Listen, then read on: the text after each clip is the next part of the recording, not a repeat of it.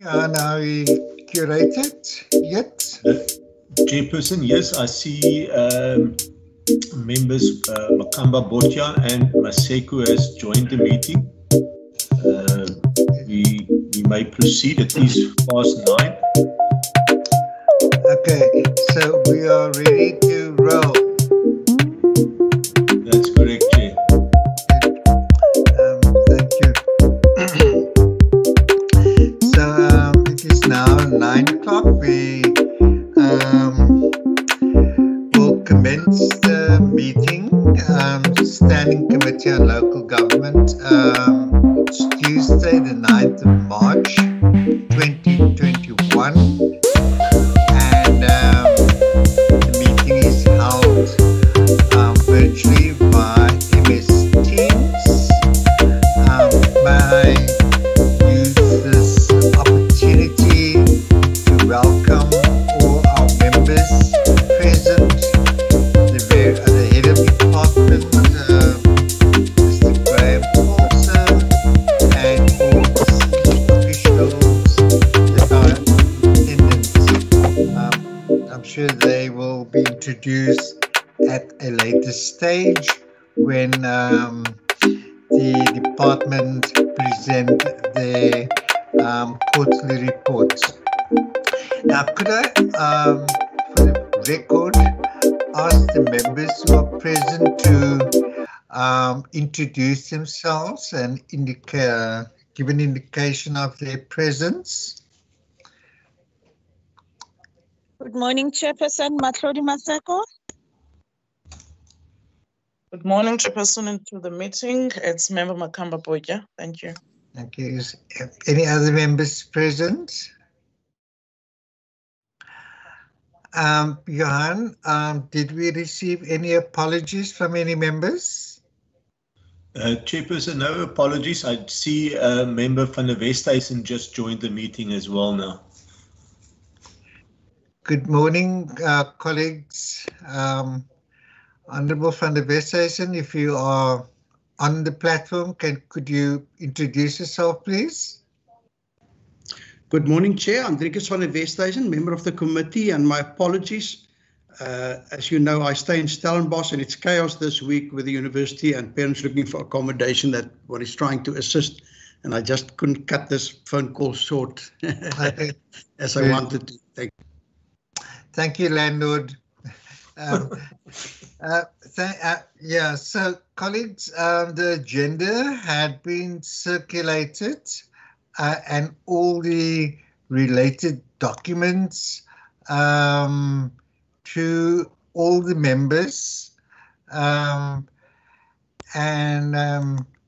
if there's anything else that you want to state that needs to be rearranged on the agenda, or not anything to be added, so please indicate if you wish to do that. The silence indicates that there's nothing that you'd like to change. Now, colleagues, before I ask the department to proceed, may I just repeat the accepted practice that we have followed the past month, and this is our first meeting for this year, and I wish all members and officials a very productive year, and we are very grateful that throughout this devastating period that many of us experience, that we have been spared our health, our sanity, and some of us may have experienced difficulties during this period. And I would like to express my sincere gratitude that we have all been able to assemble here today to engage with each other and share ideas and continue and pursue the good work that we are doing. So, on that note, colleagues, this meeting is also streamed live via YouTube, and any persons and institutions and stakeholders that may wish to tune in could and have, I'm sure. And thirdly, guests on our MS platforms, please, you can follow the meeting agenda, but unfortunately, you are not allowed to interact or participate virtually without being requested to do so by the chairperson, or alternately, if the guest is sometimes being sort of classified on the platform as a member of the department, will be done so by the HOD. We are ably assisted with our technical staff on standby, and that is Ms. Candice, as well as Siraj, that is there to assist staff and members if such assistance is required during the course of the meeting. Colleagues, for better quality of interaction, all members' mics will be muted at the beginning of the meeting to avoid any unnecessary background noise. Although Honorable Andrikas loved the sound of Hadidas and the chirping of birds, unfortunately, it's an interference in the quality of the sound that we may have. If members wish to speak or draw the attention of the chairperson's attention, you may ask a question via the chat function, or you can raise your hand to draw my attention, and in that way we can air or state our view or whatever point you wish to raise. I would humbly request that all videos are switched off to enhance the sound quality, but I would urge, and it's optional, those who wish, when they speak, who wish to switch on the videos, they may do so. And one other thing also, colleagues, is that once we have completed our speaking time, I'd like to remind colleagues that once finished speaking, to switch off the mics. I'm not going to repeat the maintenance of orders because we haven't, in my period as chairperson, experienced a disorderly meeting. So the maintenance of order of meetings, 80 seat on the 17th of April, and all our members are very aware of it, and they fully comply with the decorum of interaction with each other and with the officials, etc. And lastly, unfortunately, due to limitations technically,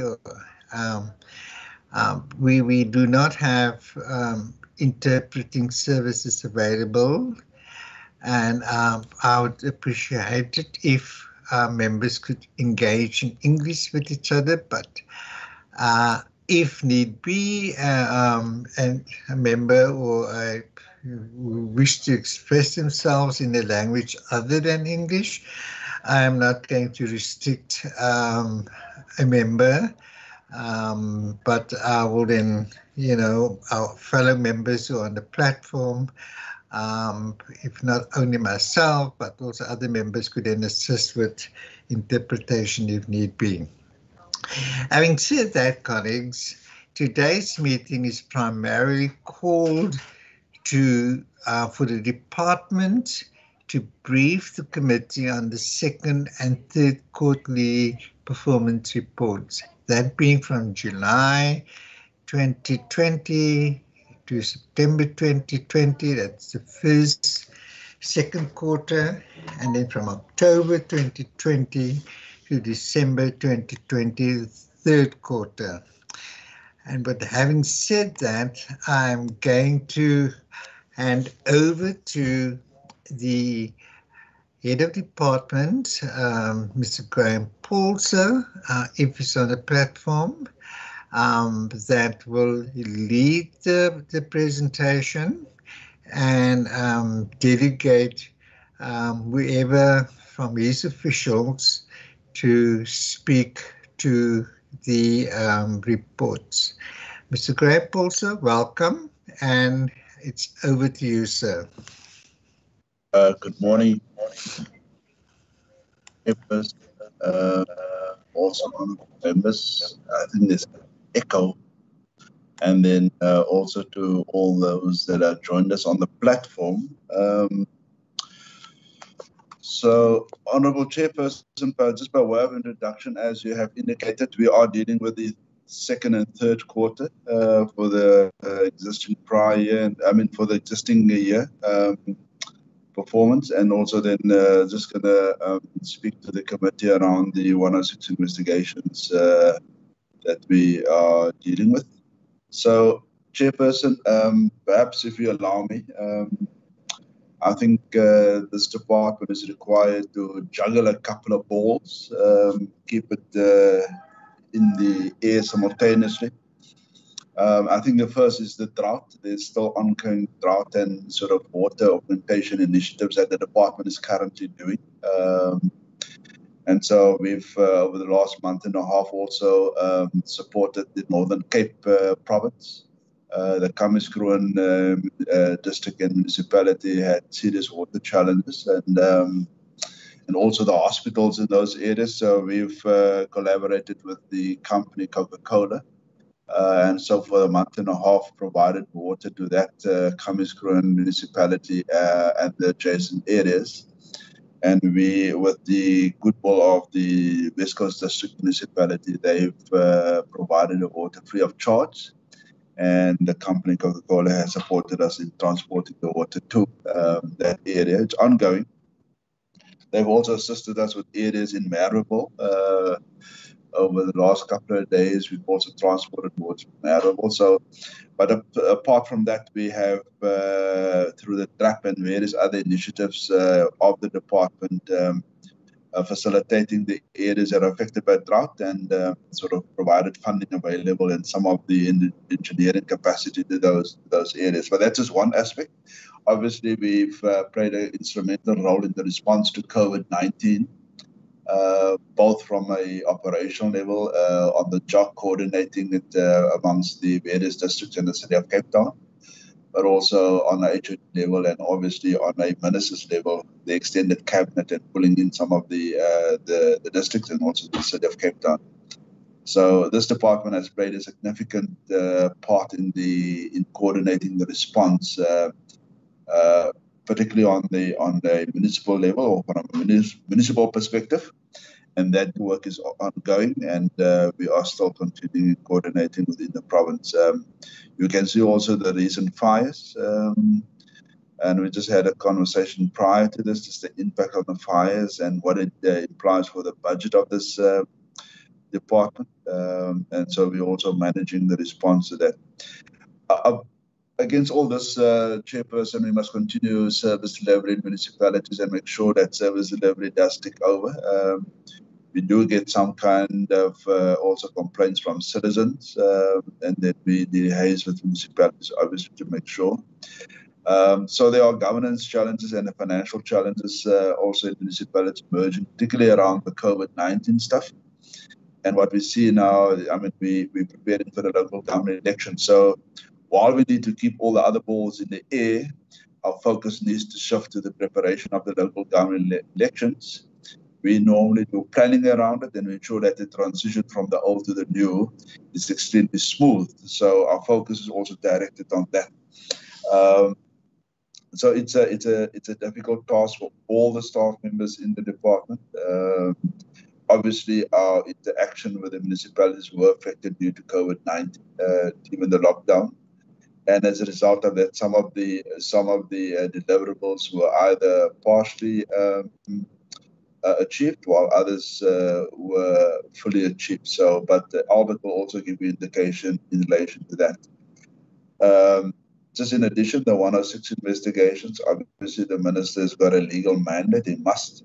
And we see increasingly over the last while that there has been more and more whistleblowers coming forward to the minister indicating there's alleged instances of corruption and maladministration in municipalities. We've in the interim have also beefed up or increased our own capacity, and we're in the process of doing so continuously. There is huge pressure on us to get this investigations done and completed. And what we're also doing, we're working very closely with the SIU and Hawks, and we have begun our preliminary discussions around a municipal court, just to see how quickly we can fast track some of the work that we are doing. And also between the Hawks and the NPA, how we strengthen our response in some of these allegations. Chairperson, just in conclusion, I think some of the stuff is still sub judice. There's stuff being investigated and so on. So with your acquiescence, not necessarily to divulge the whole detail, given the fact that it's also an open platform that we are on this morning. By that, Chairperson, just by way of introduction, thank you very much. Thank you, Mr. Paul, sir. So I don't know how we're going to do that. The way we've done it in the past, that you will flood the presentation, and then you will direct yourself, just go through the various sort of categories. Right. Okay. Chairperson, if we can deal with the second and third quarter review. I'm going to ask Albert just to flag the presentation, and then Albert can go through it. And you can direct how you want to deal with it in terms of the questions. And then Gary Birch, who's also on the platform, then will deal with the presentation on the Section 106 investigations. Thank you, Chair. So thank you, Ms. Paulson. What we'll do, we'll go through both quarters, and then afterwards we can open the floor for questions. And then, that in that way, we deal with both quarters together, where we will be aware of the trends and the movements between the two quarters, and it will be so much better if we do it that way. Thank you, sir. Thank you, Chairperson. Albert? Good morning, Chair and honorable members. Morning, Albert. Can you see the presentation? Yes, we can. Thank you. Oh, maybe you can just enlarge it a little. Enlarge it. Okay. Okay. Is it showing? Yes, sir. Okay.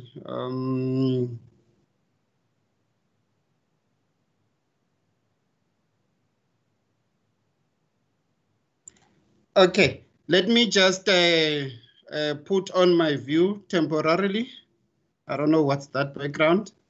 And then I will shut it down, Chair, just for people to see, to put a face behind the presenter. And I will just shut it off in a minute, so that it doesn't disturb the flow. may keep it on also, Albert. It's not a bad view. Thank you. I was trying to remove it. Okay. Thank you, Chair.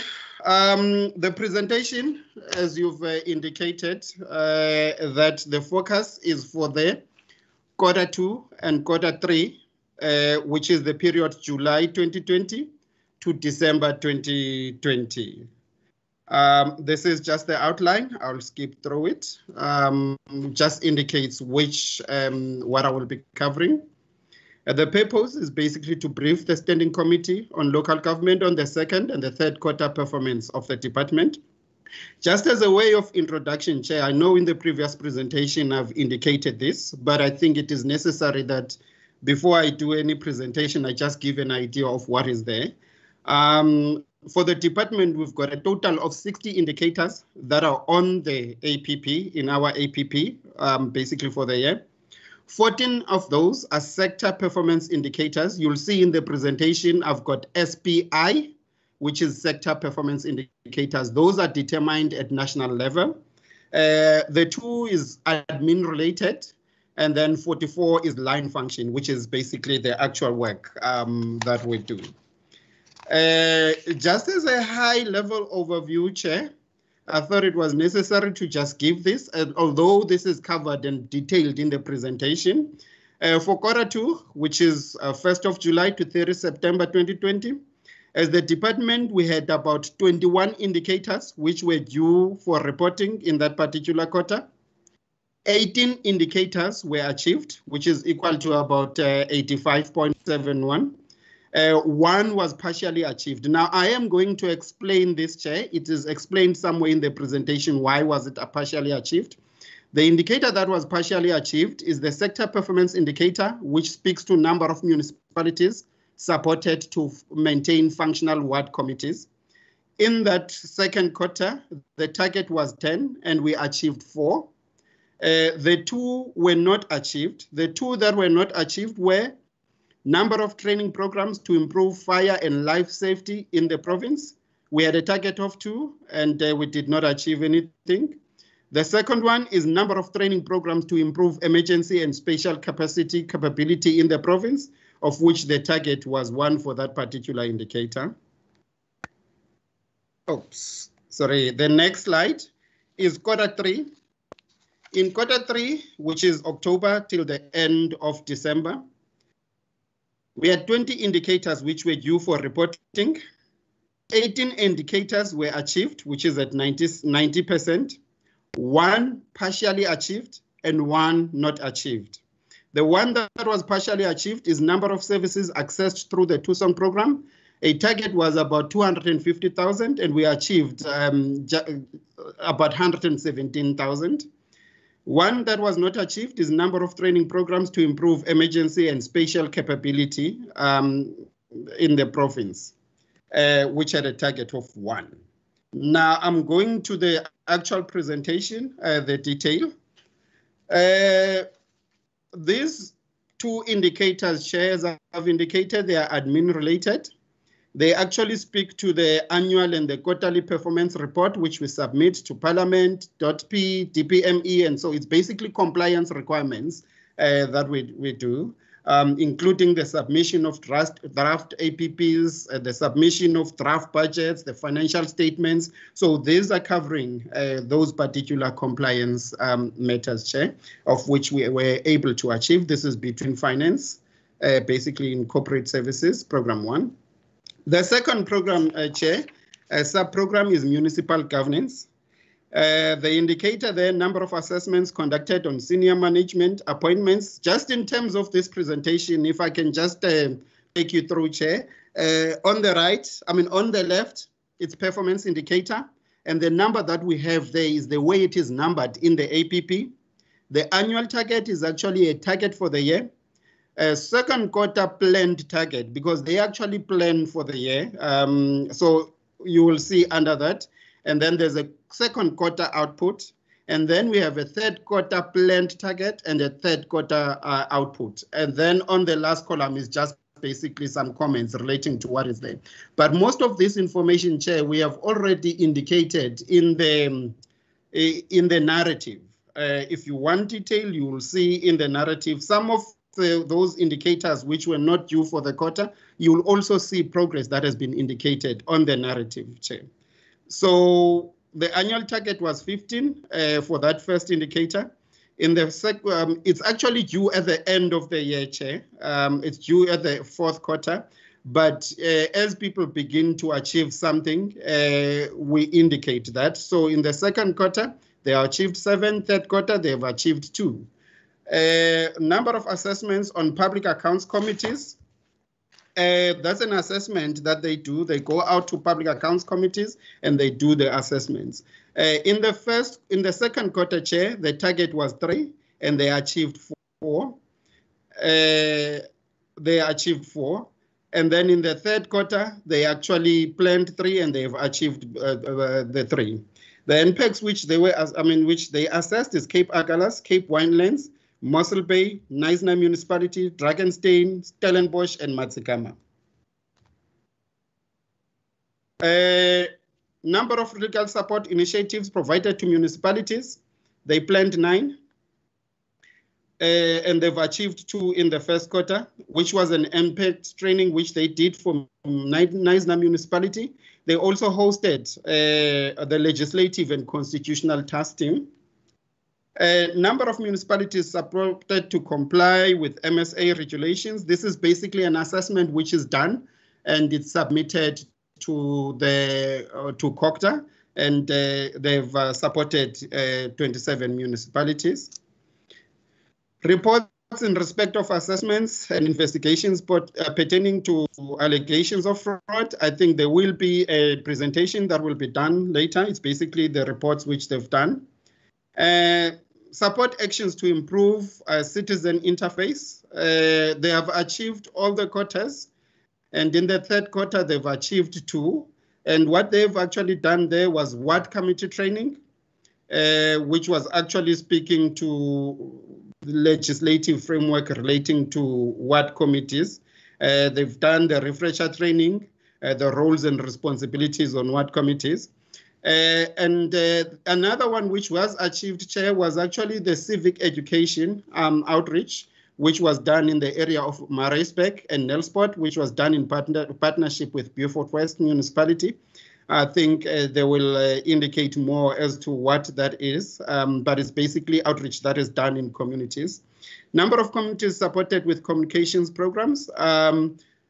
During COVID, the department provided support to municipalities, which was actually a campaign which is also done by the province, where they actually focus on COVID-19.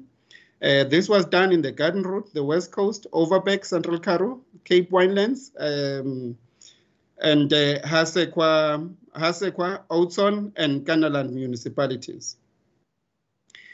Under public participation as well, number of municipalities with capacity building on gender mainstreaming. That's a training that is done with municipalities around gender mainstreaming. So Garden Route District Municipality, Hasekwa Municipality, there was a gender mainstreaming capacity building, which was done with them, which includes sexual harassment. Number of municipalities supported to do ward committees. This indicator, Chair, is linked to what to the support actions that I've indicated before. What was done here is we provided support in terms of ward committee operational plans, the ward committee training, civic education outreach, which was done basically to the following municipalities: Lanesburg, Knysna, George, Pito, Prince Albert, City of Cape Town, and Beaufort West municipalities. Under capacity building, sub-program capacity building, number of municipalities guided to comply with MPRA. We've actually supported all municipalities that we planned to achieve. This target, Chair, is 25. It's non-cumulative, so it's 25 every quarter. We actually had an MPRA focus workshop, which focus on a number of issues related to MPRA. It's basically an exchange program where they share experiences. We've also done the issues of access cards for valuation appeal boards, and also the Section 81 compliance checklist that we've done. And also there's also a help desk on valuations that we do there. Under capacity building, municipalities to implement indigent policies. This is the review of the indigent policies, basically taking into consideration the impact of COVID-19 on the implementation of the indigent policies. It was done for Dievaderskloof, Pito, Brede Valley, and Overstrand municipalities, respectively, over the last 2 quarters, which is Q2 and Q3. Under municipal performance monitoring, it's basically a knowledge management assessment report. The aim there is to develop a single repository for the management and dissemination of information relating to municipalities. So we've done a knowledge management assessment report. Basically, it will assist us to be able to position ourselves in making sure that we manage what is available, particularly under the COVID-19. Number of reports providing insight into municipal status. We've produced that report on municipal governance reports per district. We have completed that. Performance monitoring. We also do work around institutionalization of GIS in municipal space. What we've done at the moment is basically GIS needs, user needs assessment that we've done, basically guided by Spatial Data Infrastructure Act, which we've conducted this in Garden Road, George, Knysna, and Drakenstein municipalities. Around ICT as well, Chair, we provide support to municipalities. We've got a municipal ICT forum, which is standing that we have established and we support on a regular basis. We've got municipal ICT status or maturity assessment, which we've conducted. The next one is around Section 47. This is a consolidated report on municipal performance. It's called a Section 47 report. We have completed that particular report. Under service delivery integration, number of services accessed through the TUSONG program. I've indicated, Chair, earlier that this was one of the areas where we had a challenge. Initially, the target, that was before COVID, Chair, the target for that indicator was 100,000. Was 1 million. We then revised, given the COVID issues, to 500,000. And in the third quarter, the aim was to achieve through 250,000. We achieved 117. The reason for that, Chair, is that the TUSONG centers were only opened during lockdown alert level 1. So, for safety and health reasons, we only opened the TUSONG centers during that particular alert level of a lockdown. Support actions to improve IGR functionality. We've provided support to DCF techs and the DCFs through Q1 and Q2.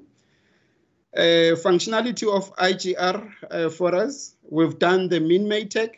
We had the special Min-May meeting. And we also hosted last year, in partnership with Human Settlements, a local government and human settlements summit. Under municipal infrastructure, Chair, number of municipalities monitored on the implementation of infrastructure. This is basically support that we provide in terms of MIC. The target, the Chair, is 24. That was 24 at the beginning of the year. But then at a later point, the reason why you see 22, it's not that it's an underachievement there, Chair. It's because Stellenbosch and Drakenstein municipalities have been shifted to the Integrated Urban Development Framework grant and therefore are no longer receiving the MIG. So it's just that particular reason, Chair. Under disaster management, it's the coordination of disaster management partnerships. During the year under review, as HOD indicated earlier, the Disaster Management Center was sort of activated right through the pandemic. We had a number of engagements that we had there, the Heads of Center Forum, the Western Cape Disaster Management Advisory Forum. We had the complex humanitarian emergency working group. So those were types of engagements that were happening. So all those structures, Chair, for the coordination of the disaster, those structures were active. And the next one, Chair, monitor, evaluate the implementation of disaster management. We had a PDMC, the annual report on disaster management for the province. Support organs of state to ensure disaster readiness and response. We had a summer readiness plan that we've prepared. And the last one, which is 3.4.4, the hazard awareness programs. This is a program that we do through the industrial theater. That we do mainly in schools, basically educating them around of issues of flood, fire, and I understand that for the year under review will also be including the issue of COVID-19. Also under disaster management, this is the area where I said we had an underachievement, Chair. Number of training programs to improve fire and life safety in the province. In the second quarter, the target was 2. We achieved nothing, but in the third quarter, the target was 2, and we achieved the 2. The reason for that, Chair, is that there was no training scheduled for quarter 1 and quarter 2. That was basically due to lockdown, and we're trying to adapt to the new ways of work. And as a result, in quarter 3, we were able to do a training program. We were able to do what we planned. The next one is number of training programs to improve emergency and spatial capability in the province. The target in the second quarter was 1. We achieved nothing. The reason is the same, Chair, where we had no training program that was scheduled for disaster management. In the third quarter, Chair, the aim was, the target was 1, and which achieved nil. The reason for that, Chair, is that we had a pre-fire attack training program, which was planned for Garden Route district. We have therefore rescheduled that for the fourth quarter, and that was due to the issues of COVID-19 resurgence, because that was planned around November, December, so it could not happen. The area firefighting and ground support program, we have done a training, which is annual felt fire plan that it's actually a plan that we've put together around the issues of firefighting and ground support program. Okay, I went so fast. Thank you, Chair. I'm hoping that I've done justice to the presentation, but also this details is detail that is available in the narrative which we've provided. Thank you, Chair. Thank you, Albert. Thank you for the presentation. I wish to sort of express my appreciation to the department for the timeous dispatch of the presentation, but more importantly is also the narrative document that gives context to the statistics presented within the presentation itself. It's much appreciated. And I think one should also consider the performance of the department in quarter 2 and quarter 3 in the context of an environment that was completely new, that was unplanned for, and that the interaction with municipalities who were at various levels of technological preparedness to engage meaningfully with the department.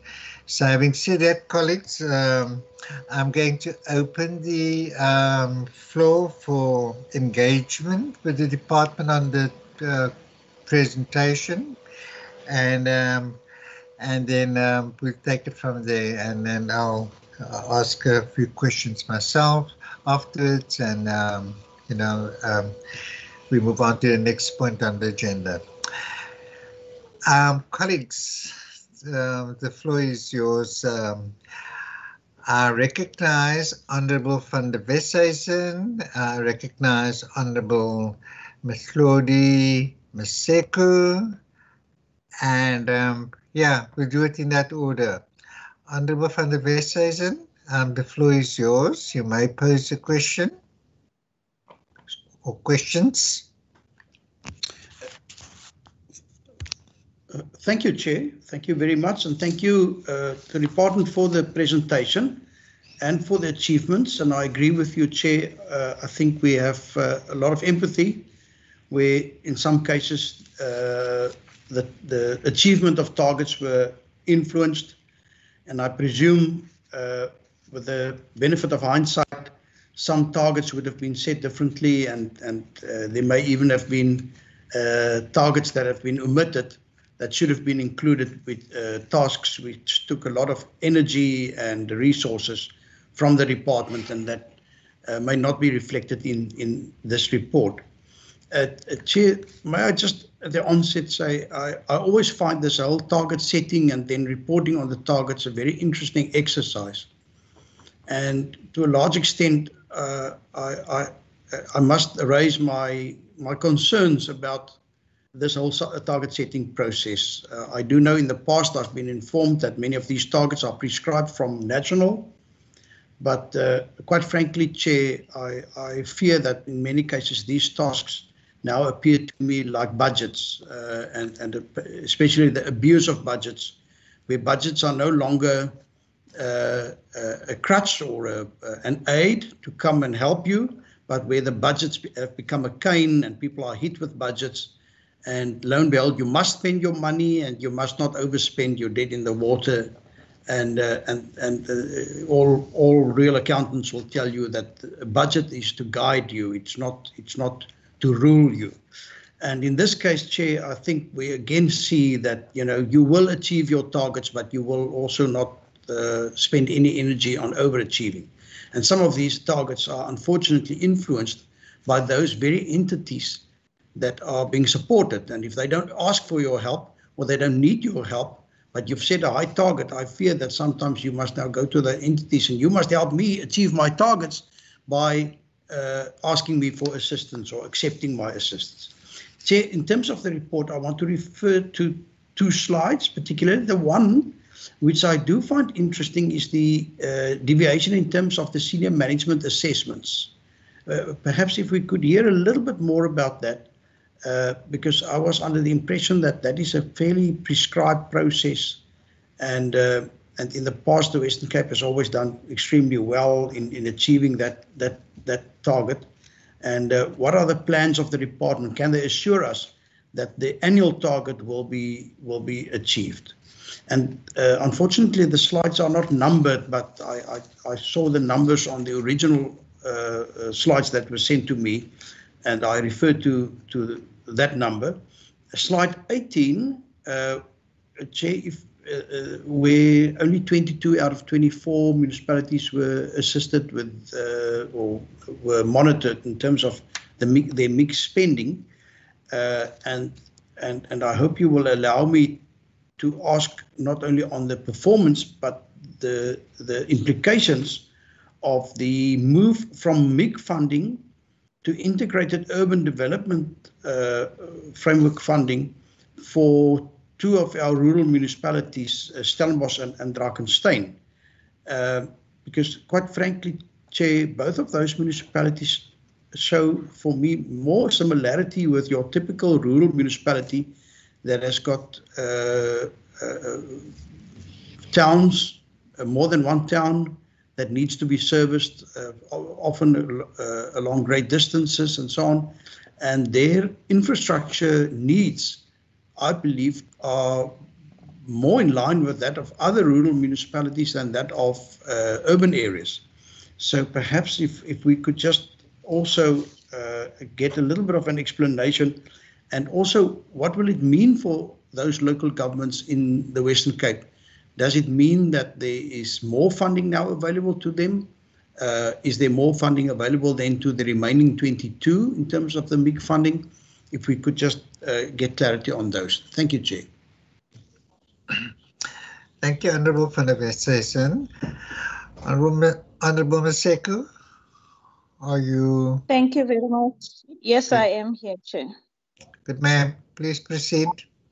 Okay, thank you very much, Chair. I don't have a lot of questions. I mean, we need to acknowledge it's not long that we have interacted with the department with the annual reports where they were telling us all the stories and trying to put the meat within the skeletons of what they tell us now, and also the narrative that they sent to us. It talks really to what is it that they mean when they say achieve target or not achieve target.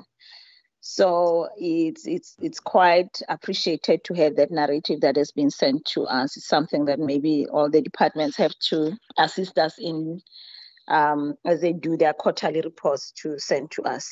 Chair, just one question from me. I need to acknowledge and appreciate also the partnership with the Department of Human Settlements.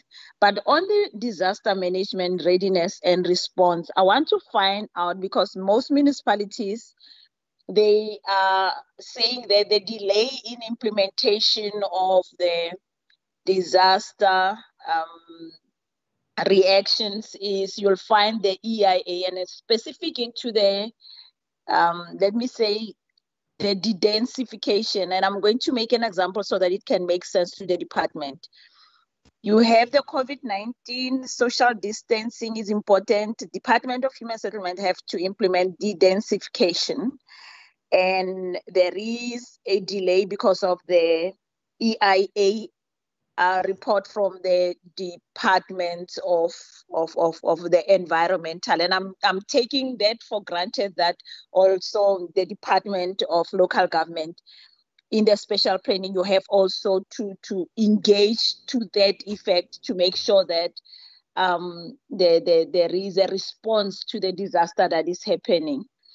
Now, in this case, specific to where we went for an oversight in the Bito municipality, that the disaster of the fire happened, and they say the delay was because of the EIA.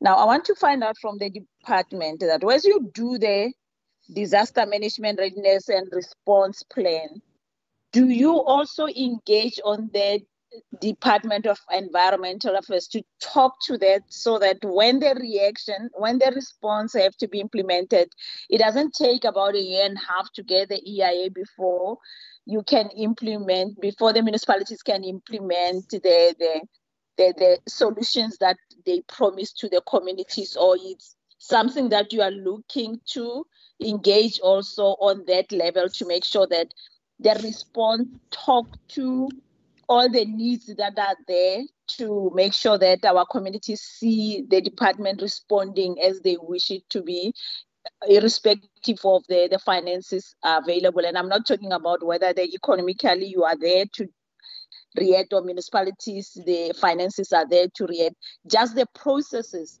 that have to enable the departments or the municipalities to react to the disaster. So if I can get that, to what an extent the engagement happens, and to what an extent do you cut the red tape when coming to the EIA to make sure implementation of the solutions to the problems that are happening within municipalities, they do happen. Chair, that's the only question that I do have, and thanks for allowing me to ask the question. Thank you, Honourable Maseko. I recognize Honourable Makamba Boycha. Okay, thank you very much, Chairperson, and thanks to the presenter. My first question is on the slide that talks to the service delivery integration I see that there was a set target of 1 million and which it was reduced to 500,000 due to the lockdown. So on the third quarter, the target was then reduced to 250 and only 117,731 was reached as the target, which is actually less than 50% of the target set of 250,000. So what I want to understand from the department, what efforts did the department make to make sure that the target that was set of 200,000 was achieved, and what are the challenges? What made the department not to achieve at least 50% of what they've set in the third quarter of the 117 that they've achieved? So that's my first question. My second question, Chairperson, is on the slide of the municipal performance monitoring, reporting and evaluation. On point 2.6, it's 2.6.2, the number of reports providing the insight into the municipal status and the function produced on the third quarter. So what I want to know there, on the third quarter, there was no set target. Can then the department advise the committee on the reason why there was no set target on the third quarter for that particular performance indicator? Thank you very much, Chair. Thank you, Honourable Makamba Boita. Before the department respond to those questions, I'd like to just pose a few response to all the questions. First, let me commend the department for the assistance to the Northern Cape in terms of their water challenges. I mean, we also received very positive media coverage around that. Could the department respond whether there were any financial sort of implications for the department to provide that kind of assistance? I know it was mentioned it was done in partnership with Coca-Cola, and if so, what were they? And secondly, Mr. Paulson initially stated that, and perhaps at a later stage we can have later in the year we could have a much more detailed or fuller presentation with regard to traditional transitional arrangements that being made for municipalities from the old to the new. But if we are beginning to put necessary sort of measures in place, and that is to be welcomed. And perhaps another question that can be responded to when we deal with the next report regarding the 106 investigations is that it was mentioned that there's a move towards increasing capacity and also the establishment of municipal courts. And we know the City of Cape Town has a municipal court, municipal courts, but it has restricted functions, and perhaps we don't need to respond to now, but with the next report is to what is envisaged to enable those courts to deal with additional matters that is not currently in their particular mandate. And then furthermore, it was stated that we have assessed various impact committees in various municipalities. Could we get a little bit more detailed into what was assessed and what kind of training was provided to these impact committees? Because we know in some municipalities, you know, it is not functioning very well, and in others it functions better. And it was also mentioned about ward committee training, and it's welcome that we have these community outreach engagements, and particularly in far-flung areas like Murraysburg and Nelspruit, the furthest part in our province other than Bitterfontein on the west coast. Could we get a little bit more detail in terms of the nature of the engagement and the training that was provided, and who all participated in that particular educational outreach program? And then lastly, we know there was a devastating fire in the Barrydale area very recently now. What support did the department provide to the Overberg District Municipality to assist the district in dealing with the fire? And sadly, we also know that one firefighter perished in that particular fight. And then lastly, I will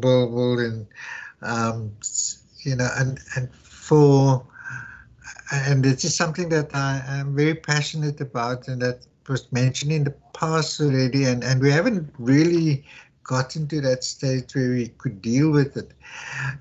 In terms of when we do provide quarterly reports, it would be very useful for the committee and its members to get an indication in terms of our financial spend per program per quarter, and where that spend is in relation to what is being budgeted for, and not only at the end of the financial year we get these humongous financial reports that many of our members are not really engaged with, because it goes to the public accounts committees for engagements, and I would like our committee to have that kind of report it may not be as detailed as an income statement and a cash flow statement and whatever else, and perform a balance sheet, whatever, but at least just an indication of the spending patterns per program and in relation to our budget. Those are my questions, Mr. Bolter. I see Honourable van der Westhuizen has his hand up, and maybe he wants to pose an additional question, and then you can deal with the questions. Honourable van der Westhuizen, I recognise you. Yes, thank you, Chair. I want to latch onto your one question regarding municipal courts, and if the department could just inform us of the impact of the proposed ARTO legislation on municipal courts, as my impression is that municipal courts spend a lot of their time and resources on traffic law enforcement. And there has been a notion that some of these enforcements will now be taken away from municipal courts. Is that true? Will it impact on our municipal courts? Thank you. Thank you, Honourable van der Westhuizen. Mr. Bolter, I hand over to you, and you can direct the responses to the many senior officials that are on the platform. Thank you. Thank you, Chairperson. So I'm going to ask the respective chief directors to come in, and also I see Marius got his team also. So in respective of the various questions that have been asked, and Chairperson, I will then sweep some of the questions towards the end. But I'm going to ask Albert just to deal with the targets and the target setting. Colin with some of the fire stuff in response also to some of the EIAs. I can also talk to the de-densification, and then the balance around just the ward committee training and so on as well is on the platform, and also the targets of service delivery. and Maris obviously around the MIG, and then the M&E stuff on Nabil, and then Kamal, particularly around the impact, Colin around the fires and so on. Then Chairperson, with your acquiescence, I will answer some of the responses, questions. Thank you. Albert?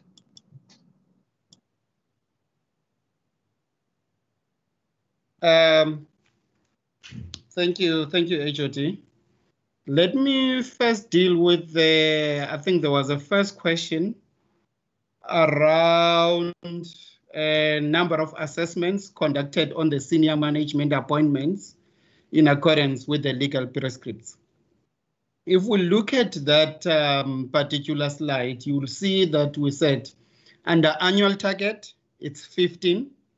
And then second quarter, that's an annual target, Chair, meaning that it's a target that will only achieved at the end of the financial year, which is in Q4. But as the program begins to achieve something, we record that.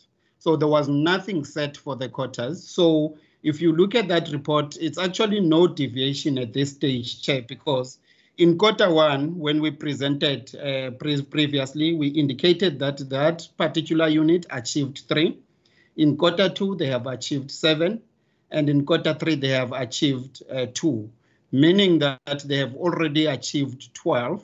And in the current quarter, they will then be reporting for 3 of those. Now, that indicator as well, Chair, is one of those indicators that are sort of demand-driven, because it's based on the positions that become available in municipalities, and they do the assessments in accordance with that. Just on reporting and the indicator setting, target setting, in this particular, if I can comment on what you indicated, Honorable van der Westhuizen indicated earlier on about maybe there is more than just what is reported on this particular presentation.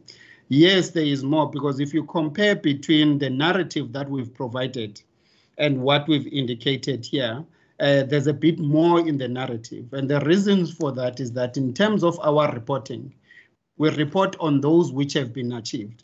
But during the year, even for those targets or those indicators which are due in the fourth quarter, people begin to achieve something. So what we do is we sort of, there's work that is happening. So we also report progress on that. So that's why you find the narrative being big. Just in terms of target setting, the department has gone into a very thorough process.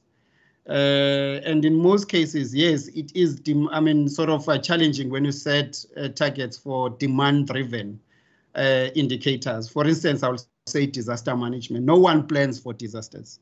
But in terms of the framework for the strategic plans and the annual performance plans, we're supposed to put those targets. But what we begin to do is we go back and we look at the previous financial years and see what has been the pattern, what has been the trend, and that begins to inform us in terms of setting the target, but also looking at the situation, situational analysis, the occurrence of events, and then we begin to set our targets based on that.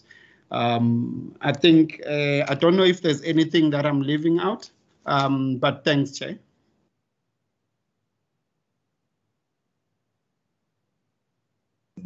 Chairperson, can I ask Colin just on the fire stuff? Yes, for sure. Thank you, Mr. Paulson.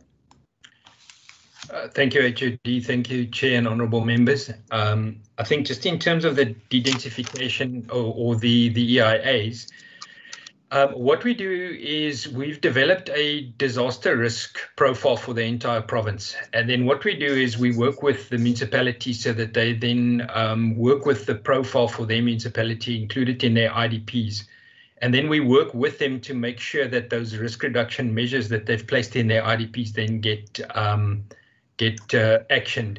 And then we follow up with them. Now, in many of these cases, EIAs are required in order to achieve these risk reduction measures. Now, there are special there are special circumstances in which you can rapidly move, and you can shorten the period for an EIA if you have got the right requirements for it. And then what we do is we then do work with Environmental Affairs, and they come in and they will then take us through that process. So just two that I can think of recently was we had a flooding situation in Montague where the area in front of, as you go into Montague, was continuously flooding and the river had silted up. And we were expecting imminent flooding. And instead of the normal 70 days, we were able to achieve that in 2 weeks.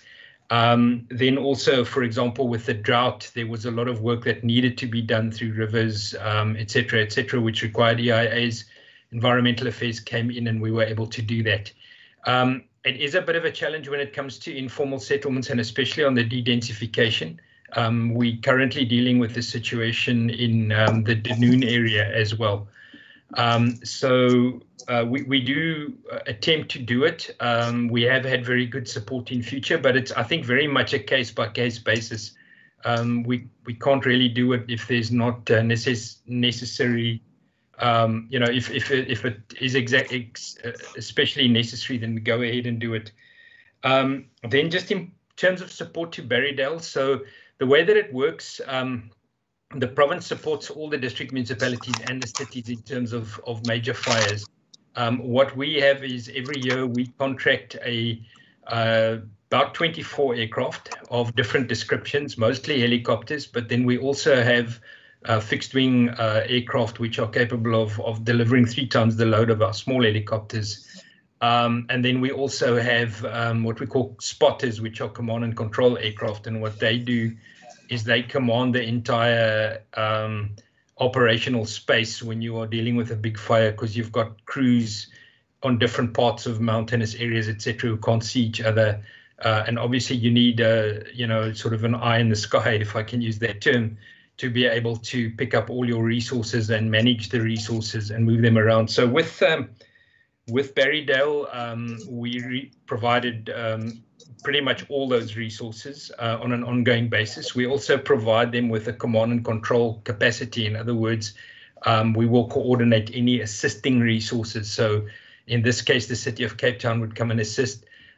We would coordinate that, or Cape Winelands. And then obviously just 2 weeks ago was a very good example, well, a week and a half ago, of managing the Jonkershoek fire, which was the biggest one we've had thus far this year.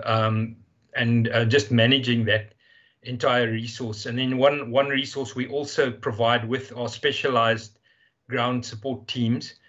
These are people that are specially trained to work very high up in mountains, to be flown into areas with helicopters dropped off there.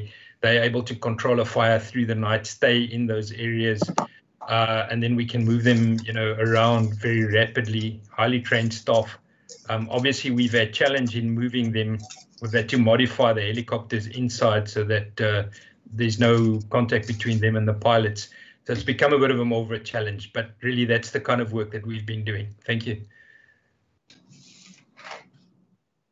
Thanks, Colin and Chairperson. Nazuka, can I ask you to respond? Thanks, HOD. Good morning, honorable members, honorable Chair. Let me start with the question on the Tusong, the services access through the Tusong program. So initially, as presented, we set a target of 1 million, which over the years we've been able to easily achieve. And then we reduced it to half of that. That's because in the beginning of the lockdown, all Tusong service centers, because we do this particular indicator through both the Tusong service centers, which are physical buildings, as well as the Tusong outreaches.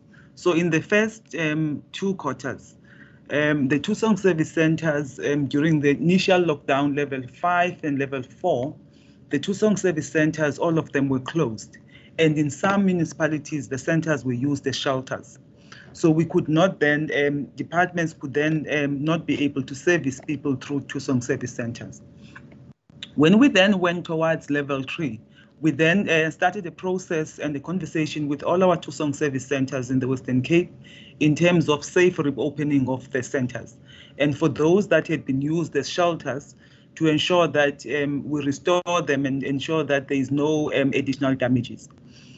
So we only then started having outreaches safely just after June, sometime in mid-June, where Tusong service centers around June, where we started the safe reopening of the centers. In terms of outreaches, we did not have any outreaches in the first quarter and in the second quarter. Given that at that stage we were very concerned on issues of social distancing and people going to social gatherings where people are going to congregate in one area in terms of Tusong outreaches. What we then did, we developed a Tusong safety protocol, which will then guide the safe reopening of Tusong outreaches, because our centers were then open by then. And we had this discussed with all our service partners, all the various government departments that are participating in the Tusong program, as well as our Tusong service centers. And we agreed that outreaches will only be rolled out in during alert level 1. So we then rolled out outreaches, I think, in quarter 3. So quarter 1 and quarter 2, we had no outreaches. And then in quarter 3, we started to roll out Tusong outreaches. However, we then had to again stop outreaches given I think it was the December announcement. So the outreaches that were planned for February were again cancelled, given that all our districts had been declared hotspots, and we were no longer in level 1. So when that happened, again, we could not roll out outreaches. So in summary, the reason why the target was adjusted initially from 1 million to 500,000, it was knowing that in quarter 1 and quarter 2, no services were accessed through the Tusong program. And so we adjusted it for the last 6 months. However, in that last 6 months, which this month is part thereof, we then also had a cancellation of Tusong outreaches when the country moved to level 3. So the 500,000 then was projected for quarter 3 and quarter 4, 250,000 in quarter 3 rather, and then the last 250,000 in quarter 4. So in quarter 3, some of the departments also had not fully returned to the Tusong program, and so the number of services that have been accessed through even the centers, as well as the outreaches, was then not achieved. So that's in summary, Chair, in the reason why we're not able to achieve. And we are not going to achieve that particular target this year. It will be the first time in more than 10 years that we've had challenges in relation to services accessed through the Tusong Center. So we are not going to achieve the 500,000 this year. And it's owing to the issues that I've raised in relation to the closure of and closure of Tusong service centers, as well as cancellation of our Tusong outreaches. The second question in relation to the civic education, which was rolled out as indicated in the Beaufort West municipality, in both Maritzburg as well as in Nelsport.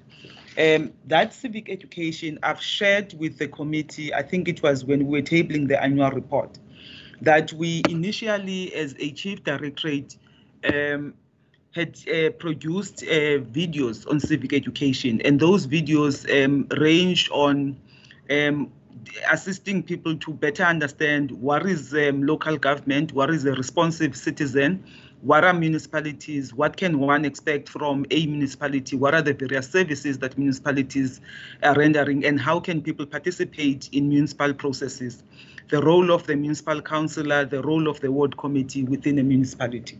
So I had shared when we tabled the annual report that notwithstanding that we have given those particular videos as part of civic education to all municipalities, but as a department, we took it further that we then rolled out that particular civic education ourselves.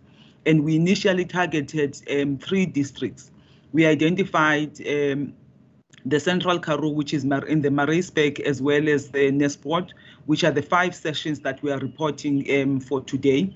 But previously, we have reported that we've done them in the Matsikama side, in terms of the areas on the report, Stoffkral, and all those outlying areas in that particular municipality, as well as in the Harlem in the case of a garden route. So that's in summary, Chair, that those sessions that we rolled out, and it is committee members. It's a facilitated session that's conducted by our Directorate Public Participation, where we not only play the videos, but we facilitate a session where people can then engage and seek clarity in relation to what we are sharing. And we found that when people, after the session, they have appreciation of how they can participate in their various local government affairs. And some of them are now much more equipped in what is it that they expect from their ward councillors, for instance, or even their municipalities. Thanks, Chair. Thank you, Thank you, Nazuka. Nazuka. Chairperson, can I ask Marius to respond and his team? Marius? Yes. Good. Thank you, Chair. I will respond to the question in terms of the IUGT grant that is going towards Stellenbosch and Drakenstein. Stellenbosch and Drakenstein is defined as what they refer to as secondary cities or intermediary cities, and then immediately falling, just like the city of Cape Town, in the category where they are supported by the IUDG fund and not by MIG. The reason for this is basically the proximity to the city of Cape Town, and where they obviously see much higher growth in population and increase in backlog of housing provision. So the increased need in terms of infrastructure that's required to unlock more housing opportunities is much more in, for instance, Drakenstein and Stellenbosch, and I think the next one that would come up for this would be the George municipality. IUDG is much more than what you got previously under the MIG grant. I can use an example. Drakenstein used to get, when they were still under the MIG program, something in the order of 30 to 35 million per annum. Currently, for instance, this financial year, they received 75 million from IUDG, and for the next financial year, they will be receiving 95 million. So one could see there, you can't even compare it with the MIG. Then another difference with IUDG, they are reporting directly to National COGTA, and the reporting fatigue that is associated with the MIG program is not there. So the municipalities obviously prefer to move to IUDG. Thank you. That's all from me. And then the rest of the team's directorates will respond to their respective questions. Thank you, Chair. Chair, if I may just respond to the question pertaining to the senior management assessment appointments and the target. There was a question posed as to whether it's foreseeable as to whether we will achieve the target. I just need to indicate that in the Q1, we obviously assessed 3 appointments. Q2 was 7 as reported, and in Q3 was 2, which is already at 12. And by the progress of work that we're getting in with regard to appointments in the Q4, we do see ourselves as achieving the target. I also need to indicate that obviously this target is also demand driven based on the vacancies and the filling of the posts at the municipalities. Pertaining to the second question, which relates to the impacts and the impacts committees and what's the nature of the assessments that we conduct, the team goes into and attends the impact assessments. Fortunately, with virtual meetings taking place, we are able to attend these meetings. As indicated in the reports that have been submitted with regard to Q2 and Q3. Basically, what we look at is the composition, the attendance, whether it's score rate, whether the impact is complying with its terms of reference, and obviously also fulfilling its functions or duties as per the terms of reference as approved by council. A lot of the items that we've come across are related to unauthorized, irregular, and fruitless and wasteful expenditure, your Section 52 reports in terms of the MFMA, and then also with regard to any irregular expenditures related to service providers. Pertaining to the training, as we've reported, I mean, we've conducted a training with Knysna Municipality, which requested us to come in to do and conduct a training together with SALGA, which was done on the 5th of August 2020. With regard to the further municipalities, we obviously now look at the assessments and we ascertain the where there's capacity challenges in the municipalities, and then we make contact with the municipalities to obviously arrange for further impact trainings with those municipalities, obviously with the amenability of the municipalities themselves. Thank you, Chair. Chair, I want to it's Marius here again. I just want to come in. I forgot to mention that apart from the fact that Stellenbosch and Drakensberg is reporting directly to COPTA on IUDG, does that at all say that we are not playing our monitoring and oversight role in terms of the provision of infrastructure and service delivery in those two municipalities? In terms of how we actually do on that, we are conducting the assessments on a biannual basis and report on that, the status of infrastructure and service delivery, and that also guides us in terms of the support that is required, and obviously as part of our JDMA, that is the platform where we use to unlock serious matters that is maybe preventing those municipalities from rolling out the infrastructure programs. I'm going to hand over now to Nabil. Thank you, Marius. Thank you, Chairperson. Just in terms of the number of reports that provide insight into municipal status and functioning, currently the department is developing these reports on a biannual basis, which provides insight into the status of municipal functioning in terms of governance, and service delivery. These reports are developed based on information that is collected using the Western Cape Monitoring and Evaluation System, which is a system that's been developed in collaboration with the Provincial Treasury and Department of Environmental Affairs and Planning, as well as other credible data sources such as the Stats SA, Municipal IQ, as well as other government reports. First report basically informs the department's support initiatives as well as capacity building efforts, and also provide guidance in terms of where possible interventions are required. Due to the dynamic nature of the municipal space, the department has decided that within the new financial year, we will be developing these reports on a quarterly basis going forward. Thank you, Chairperson. Thank you. Chairperson, thank you. Just let me sweep some of the questions. So the financial implications for the water that's been transported to the Northern Cape, given our relationship with Coca-Cola, it has been done free of charge. And obviously our negotiations with the West Coast District Municipality, the water was taken from Vredendal, given the fact that it's about 150 kilometers away, the closest point. So West Coast District Municipality have provided the water, and they've done so free of charge to Northern Cape, so there was no charge.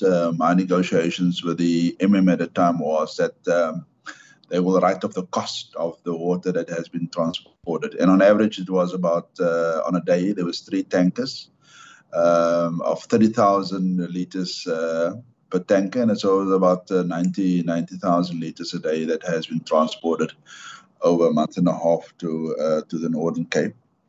Obviously, my negotiations with the head of department of the Department of Local Government in Northern Cape was that if they want to continue, they would most probably transport the water from Springbok to Kamiskroon. It's also about 150 kilometers. And that then will be at for the cost of the Northern Cape provincial government. They've also indicated that they've refurbished extensive boreholes, and it appears that they would be able to manage on their own. And that was also my discussions with the Coca-Cola company. So in our understanding, the water has been transported and provided free of charge to our neighboring province. But your request is welcome, Chairperson, just on the transitional phase from the old to the new. We normally do put the entire plan together. Obviously, there's new councils, they must be trained, and there's old councils, and obviously there's a process where the national government considered to contribute to the pension. There's a payout that has been done in the past, and that process facilitated. There's a first convening meeting of the new councils that must be attended to. District municipalities must be convened based on the number of councillors from the locals, and obviously has the training, but then you see that the contracts of MMs also come to an end year after the local government election. Some of the other members come to the end. So that entire transition period needs to be managed just to ensure that there is a smooth and there's not interruption in service delivery, particularly so in municipalities. But we can definitely at a later stage provide you with some of our approaches to ensure that there's a smooth transition. Just in relation to the municipal courts, fundamentally, they are there to assist with the fines, traffic fines, and so on. We are in the process of formulating a document that we will actually convey to the Department of Justice as to how to expand the roles and the responsibilities of the municipal courts. It's our view that when we expand the roles and responsibilities to deal with some of the local matters, that it could be fast-tracked in those local courts of municipalities. It's at the preliminary stage, the work that we are doing, but we have signaled to the Department of Justice and to municipalities that we are considering forwarding our view around and doing work around it, the establishment of municipal courts. The Honourable Member Van der Westhuizen has raised the question around the impact of ARCO. Obviously, we don't know the response to that question at this moment. We need to understand what the full impact of it is. But as I indicated in the initial response, that the municipal courts are fundamentally just to deal with traffic fines and so on. And most probably where there's transgression of bylaws and so on, that you then appear in the municipal court. Your request is welcome, Chairperson, on just the quarterly financial reports.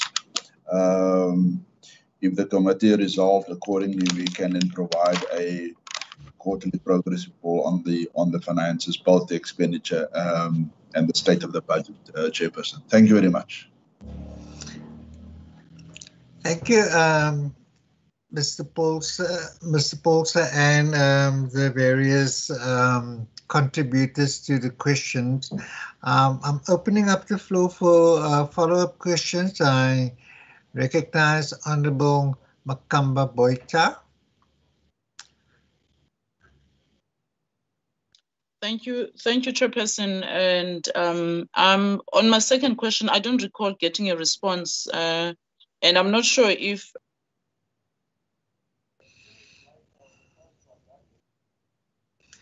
on the issue of Chairperson, am I audible?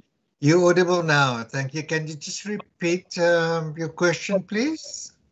What I'm saying is I'm not sure if Nabil was addressing my question on the slide about the municipal performance monitoring and reporting evaluation, where on the third quarter there is no indication of a target that has been set there.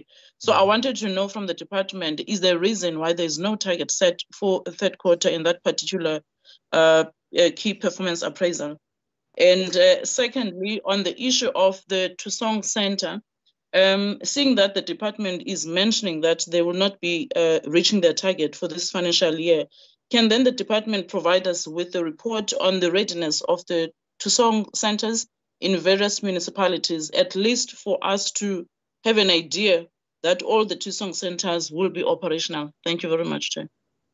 Thank you, Honourable Member. I recognize Honourable Maseku. Thank you, Chairperson. I don't have a question. It just would appreciate maybe if we can request the videos that Nozuko was talking about, that they show the ward members about the responsibilities of the councillors, the ward councillors and all. If it can be sent to us, we'll really appreciate that through you, Chair. Thank you, colleagues. I just have, it's related to that, and I can recall that it was mentioned to us at way back at the previous meeting when a similar question was posed, and we were promised to get the videos, and we have not received it yet. But also coupled with that is that although all these sort of training material had been disseminated to all municipalities, to what extent are there measures in place to monitor whether those municipalities have indeed rolled out the training material to the various ward committees within their sort of jurisdiction? And then secondly, to Mr. Dana, that fortunately we did not have major fire disasters in the province this year, other than the two that was mentioned. But my question is in relation to, and perhaps it's something that needs to be done in cooperation with the Department of Agriculture, to what extent can we capacitate and train farm workers in firefighting capabilities to act as additional first responders when fires do break out within the rural areas in particular? Is there plans for that? And to what extent can we engage perhaps the Department of Agriculture to initiate something like that?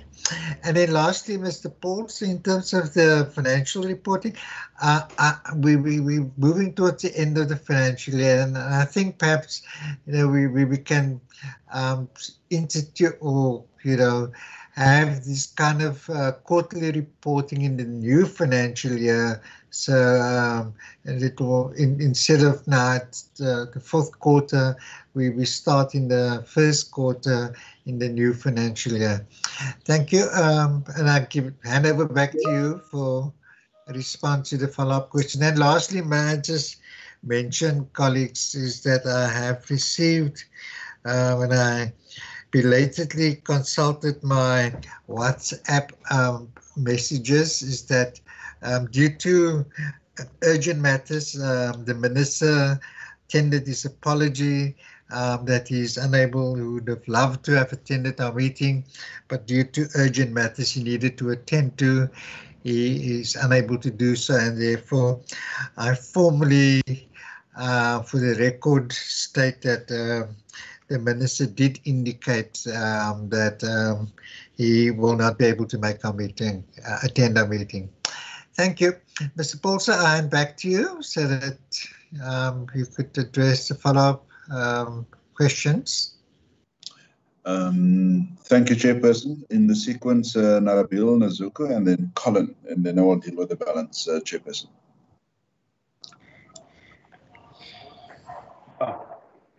Thank you, actually. Thank you, Chairperson. Just in response to the question, the department is currently reporting on a biannual basis in terms of the provincial integrated assessments, which provides sort of a status of municipalities in terms of governance and service delivery. These reports are produced in the second quarter as well as the fourth quarter, and not in the quarter 1 and quarter 3. Thank you, Chairperson. Thank you. Zuko? Thanks, HOD and Honorable Chair. I think on a lighter note, the reason we didn't provide the videos, I assume that they would come as the resolution of the committee, but I will provide them. We've got a soft copy, so I'll see if we can, through my content, just send the link so that you're able to access them. So that one is the most easiest one. On the second one, we've had a conversation. Yes, we've given them to municipalities, and we've also now started to have conversation with municipalities, notwithstanding the fact that we are now in lockdown. But just pre-lockdown, we started having a conversation with municipalities around how are they rolling them out. Because from our side, and also in conjunction with municipalities, because the outreaches that we've had, the civic education outreaches that we've had, the recent one where we did 5 sessions, we did that as a department in conjunction with the Beaufort West municipality. The same applies with the ones in Central Karoo, on the Eden side, as well as West Coast. We did those in conjunction with municipalities. But also during Tusong outreaches, between the municipality and ourselves, we've also ensured that while people are waiting on the queue, we play the video so that it becomes an interactive session. We've also started to track which municipalities are also rolling out their own session, obviously pre-lockdown. And some of those municipalities, for instance, I think I shared the example of Cape Agalas that opted to do it on their local radio station and allowed play the radio, the series of the videos, and allowed people to start taking in questions. Some of the municipalities have now started to explore how they link them on their municipal website in terms of their Facebook page. Then the comment on the state of readiness of Tusong service centers to be operational. Let me just clarify, Chair. The Tusong service centers, they opened in June, towards the end of June. They were closed in quarter 1 because some of them were used as shelters. So the Tusong service centers are operational, and the state of readiness was sorted out in the month of May and June. We've ensured that working together with our Tusong service centers, education is provided, there's adequate social distancing. So there is no issue now with Tusong service centers. The only difference is that some of the departments and may not necessarily, some of them are not necessarily participating as fully as they would have pre-lockdown.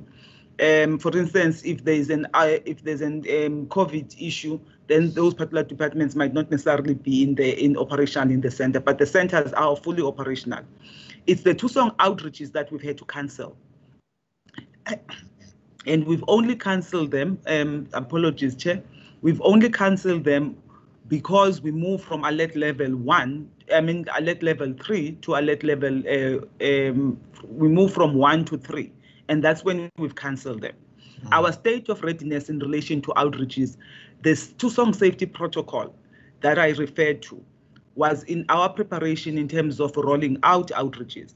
And we safely rolled out outreaches at alert level 1. For instance, one of those that we rolled out was in the Matsikama side, where we went all out to ensure that we managed the queues quite well. When we allowed hailing, we advised people what is it that they need to come prepared.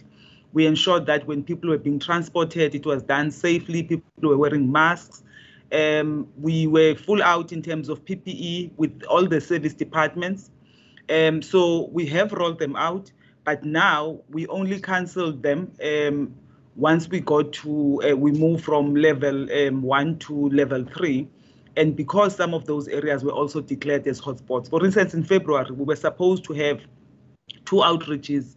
I think one of them was in the Garden Route area. We wrote to the municipal manager and we advised him, because the Garden Route at that stage, it had been declared a hotspot, but also at the time, it's because we'd moved, the president had moved us from level 1 to level 3. So in terms of readiness to roll out, the minute we now back now in level 1, again, we are going to resume with our outreaches, but the centers have been operating throughout. Thank you, Chair. Thank you, Nozuko. Colleagues, Colin. Chairperson, just Colin. Okay, thank you. Thank you, HOD. Chairperson, what we have in the province is we have what we call fire protection associations, which is governed by the Veld and Forest Fires Act. And what that requires is for every landowner to have the necessary fire protection within his or her land.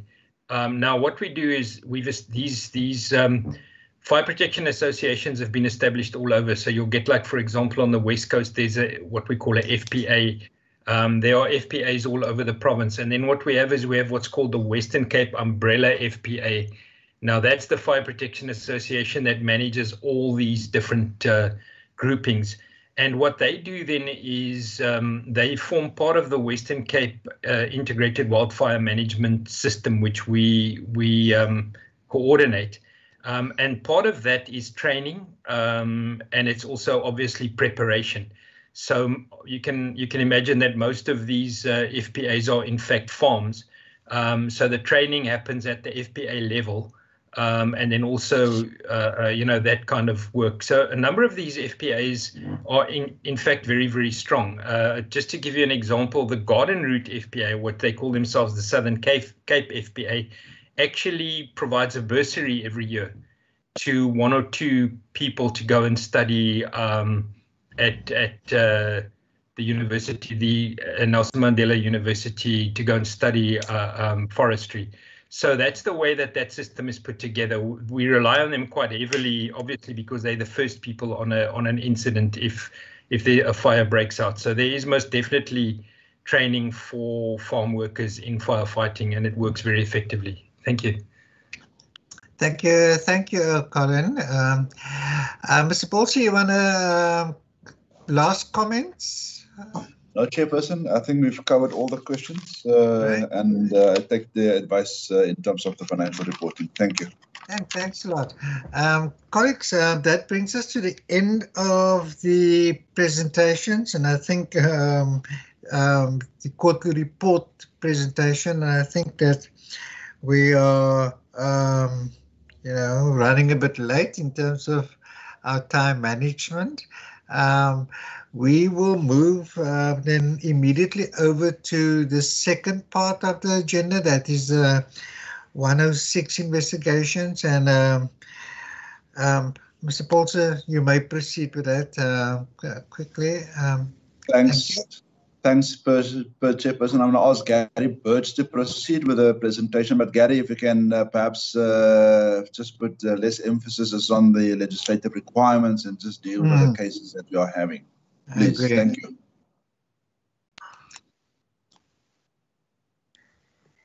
Yeah, thank you, Chairperson and honourable members. Yeah, so asked to present just on the Section 106 investigations. Yeah, so just the Western Cape Department receives numerous complaints and allegations of mismanagement, fraud and corruption being conducted at municipalities. What's important to note here, however, is that the specific statutory provisions that govern the duties and responsibilities of the Municipal Council, the Speaker, the Executive Mayor, and the Municipal Administration, that must be complied with irrespective of the submission of allegations to the provincial government. So I'm just going to skip over the legislative mandate, but if there are any questions on that afterwards, we can deal with that.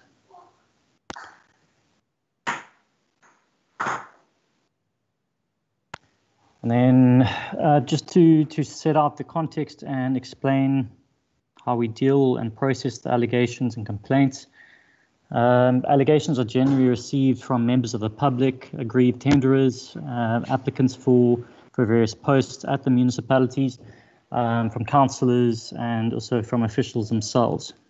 A significant portion of these complaints and allegations relate to the duties and functions which fall within the oversight purview and mandate of the municipal council, the MM, the CFO, the supply chain manager, and the human resource manager. In respect of allegations received that are sufficiently detailed, the provincial minister addresses correspondence to the municipality, affording it an opportunity to respond to the allegations. That correspondence invites the municipality to furnish the minister with a clear and comprehensive response in writing to the allegations, and to provide all supporting documentation relevant and available in that regard. It should be noted that while this may require the municipal officials to prepare such, it's often fairly easy for the municipality to refute allegations which have no substance. Now, on receipt of the written comment and documentation provided, officials within the department will independently and objectively assess the content thereof in light of the allegations received, and then make recommendations to the provincial minister on the appropriate action to be taken. It's also important to note that officials dealing with the allegations and assessments thereof in the department, as well as in the Department of the Premier Legal Services, are not politically affiliated, and as such, it's required of them to assess the allegations without fear, favour, or prejudice. The Section 106 investigations that have been initiated and finalised. Bito Municipality, there was a Section 106 investigation report there provided to the municipality in 2019. The municipality has appointed an attorney's firm to develop a process plan of responding to the provincial investigation report that was issued, and to attend to the findings and recommendations recorded in the report. A copy of the Section 106 report was also handed over to the Hawks, and a further progress report is expected shortly from the municipality's attorneys on recent developments. The George Municipality, there was a Section 106 report issued in 3 parts. There was Part A, B, and C, and that was provided to the municipality in early 2020. The council resolved to deal with the recommendations in those reports. Copies of those Section 106 reports were also handed over to the Hawks, and a number of persons implicated in the Section 106 report were summoned to appear in court on the 9th of October last year, after the Hawks concluded their investigation with the benefit of the Section 106 report. The George Municipality, there's a further Section 106 investigation that has commenced late last year, and that investigation is still ongoing as well. Central Karoo District Municipality, the investigation there is complete, and the report with the findings and the recommendations was handed over to the municipality. Also late last year, Council considered the report together with the internally commissioned report on the 12th of November, and they resolved to adopt the findings and recommendations of both those reports, with a further indication that the acting MM deals with the latter. The acting MM has provided regular updates to the provincial minister and the department in this regard, and copies of the Section 106 report was also handed over to the Hawks. Matsikama Municipality, the investigation there commenced in September 2020. The municipality refused to provide the independent investigators that were appointed there with the documentation, or to allow any officials to be interviewed. A criminal docket has been opened resulting from the above conduct. It's specifically against the municipal manager and some of the senior managers there. The municipality then brought an interim interdict suspending the decision to appoint the investigators in terms of Section 106, and suspending the investigation pending the resolution of an intergovernmental dispute. The provincial minister brought a counter application requiring the municipality and all those working under it to immediately comply with the investigation, just there, the municipality has since abandoned its initial relief that it sought, and now seeks to review and set aside the provincial minister's decision to appoint the investigators. And the main and that counter application were heard on the 1st of March, and judgment's been reserved. If I could just go briefly into some of the limitations to the provincial mandate.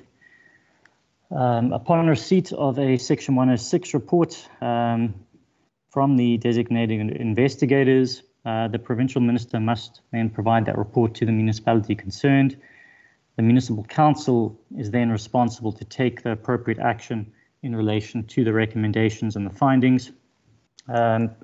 To date, we've not seen prompt action being taken by municipal councils following the receipt of the Section 106 reports. The exception there is Central Karoo District Municipality, where the council resolved to adopt the findings and recommendations promptly and to instruct the MM to implement the recommendations. So Central Karoo's acted the fastest in that regard. The limitations also compounded by the fact that councillors, including your executive mayors, are being implicated in the reports. Councils are failing to attend council meetings, thereby preventing the council from having a quorum and voting on items, especially when considering the reports.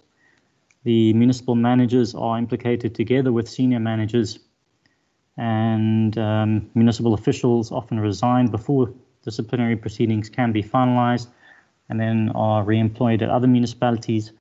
And there's also been some delays with giving effect to some of the reports and recommendations due to COVID. And then just to mention, copies of the Section 106 reports are also provided to the National Council of Provinces, the National Minister responsible for local government, National Minister responsible for finance, and also to SALGA. And if criminal offences are identified in the report, copies of the reports are provided to the Hawks and to the National Prosecuting Authority. Thank you. Thank you, Mr. Birch, for the report. Colleagues, is there any questions you'd like to pose? I recognize Honourable van der Westhuizen. Anybody else? Honourable van der Westhuizen, you may proceed. Thank you, Chair, and thank you to Mr. Birch for the presentation. Chair, I think it would help us understand the problem a lot better if Mr. Birch could just give us an indication in each of the cases that he has referred to, just to say what the original complaint was, or what the complaint was, or what the purpose of the investigation then came to. That's the first one. The second one is Mr. Birch has made a number of general statements, and I would feel quite offended if I'm a councillor and I'm not guilty of some of those statements. The statements such as that, councils are delaying the adoption of these reports or action on these reports, that councillors are staying away, not attending council meetings, and therefore councils are not quorate, and so on. And I think Mr. Birch owes it to us and to the members of the public to be specific when he makes such serious statements. And I would like him to go back to those slides, and then on each of those slides, please just tell us, if he's investigation in Vito or George, what was the original complaint? Was it regarding procurement regulations for PPE? Was it regarding political interference in procurement? I don't think I need to expand any further, but as it stands, Chair, this information is, to me, of very little value. Thank you. Thank you, Honourable van der Westhuizen. I recognize Honourable Maseko. Thank you very much, Chair.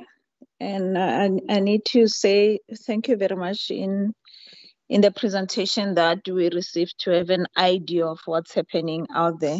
Just one question from me is, I know from the scope or the APEC, if I can just increase the scope, the introduction from Auditor General for the debt certificate within the municipalities or even the department where there has been a corruption or whatever decision that was wrong by the official taken to sort of flaw the policy in the PFMA. Is that also going to be included in the policy that you have within the department for to sort of enforce the good practice in trying to reduce the flaws that are happening that are being done by some of the officials? And we have seen in the annual report that when that happens and it gets flagged that something's not okay, you'll see the officials resigning.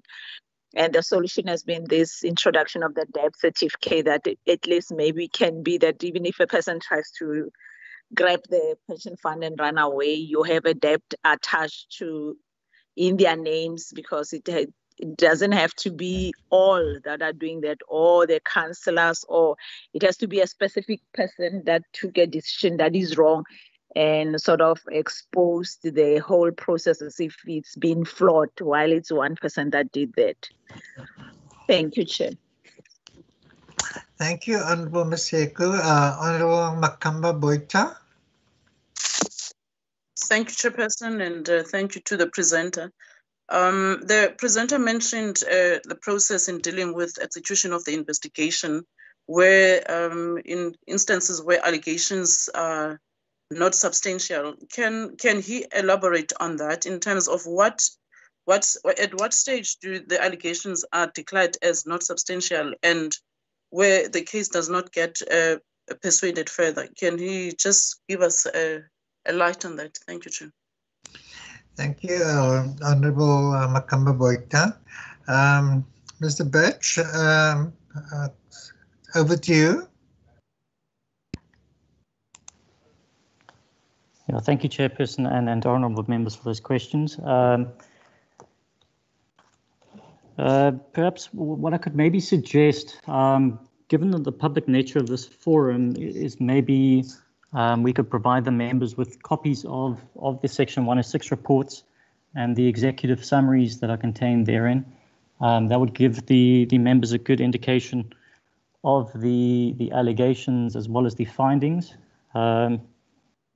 as well as allow for confidentiality and so perhaps I could make that suggestion.